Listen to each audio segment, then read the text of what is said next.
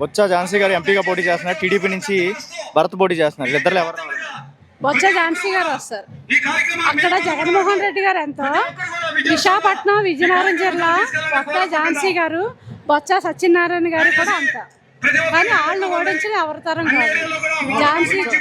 బొత్స ఝాన్సీ గారు విజయనగరంలో చేశారు కదమ్మా, మరి పాజిటివ్ ఉందా నెగిటివ్ ఉందా? ఇక్కడ పాజిటివ్ ఉంది. చాలా మంది ఇక్కడ కాదుగా ఆమెది అని అంటున్నారు కదా. ఇక్కడ కాదు అన్న మాట చాలా తప్పండి. బొత్స సత్యనారాయణ గారికి కానీ బొత్స ఝాన్సీ గారికి కానీ విజయనగరం జిల్లా విశాఖపట్నం రెండు ఒకటే, రెండు కళ్ళు వాళ్ళకి. కానీ ఇవన్నీ కూడా టీడీపీ ఆడే నాటకాలు. టీడీపీ అలాంటి ఆశాలు వేస్తాయి, అవి జనాలు చూస్తున్నారు. జనాలు ప్రతి ఒక్కరికి కూడా తెలుసు ఎవరైతే గెలిస్తే, ఎవరైతే ప్రజలకు పనిచేస్తారో వాళ్ళకే ప్రజలు ఓట్లు వేస్తారు. అంటే టీడీపీ వాళ్ళు చెప్తుంటే అవన్నీ కూడా వాళ్ళకి మీడియా ఎక్కువ, వాళ్ళు ఇష్టం వచ్చినట్టు వాగుతారు. అది కాదు కావాల్సింది, ప్రజల్లో పనిచేసిన వాళ్ళు కావాలి, ప్రజలు చూసిన వాళ్ళు కావాలి, లేని వాళ్ళకి భరోసా ఇచ్చిన వాళ్ళు కావాలి.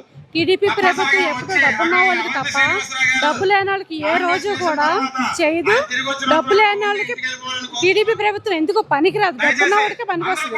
ఆ జగన్మోహన్ రెడ్డి గారి ప్రభుత్వం ఎప్పుడు లేని వాళ్ళ ప్రభుత్వం, పేద ప్రజల్ని చూస్తారు.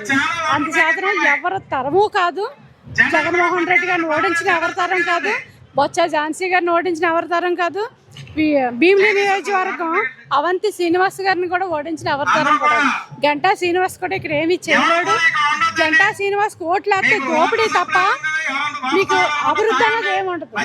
అదే అవంతి శ్రీనివాస్ గారు అభివృద్ధి 5 సంవత్సరాల్లో ఎంత చేశారో అది టీడీపీ వాళ్ళు కరెక్ట్గా కళ్ళతోటి పెట్టి చూస్తే వాళ్ళకి అర్థం అవుతుంది. అంతేగాని వాళ్ళు ఏదో ఎల్లో మీడియాలో 10 మందిని పెట్టుకుని వాళ్ళకి మనీ ఇచ్చి ఇవన్నీ చేస్తారు. కానీ అవంతి గారు కూడా చాలా బాగా చేస్తారు. అలా బొత్స ఝాన్సీ గారు కూడా ప్రజలు బాగా కాపాడుతారు. ఎటువంటి ఇబ్బంది లేదు. జగన్ గారు గెలుస్తారు, ఇక్కడ బొత్స ఝాన్సీ గారు గెలుస్తారు, అవంతి శ్రీనివాస్ గారు గెలుస్తారు. ప్రజలు ఎవరు కూడా ఎవరిని నమ్మాలో ప్రజలకు బాగా తెలుసు. వీళ్ళు అంతా ఎల్లో మీడియా ఎల్లో యాసలు వేస్తారు, అవి నమ్మిన వాళ్ళు కూడా ఎవరు లేరు. టీడీపీ జనసేన బీజేపీ అందరూ పొత్తు పెట్టుకుని వస్తున్నారు కదా. జగన్ ఒక పక్క ఉన్నాడు, ఈసారి ఎవరు రావాలని? జగన్ గారు వస్తారు.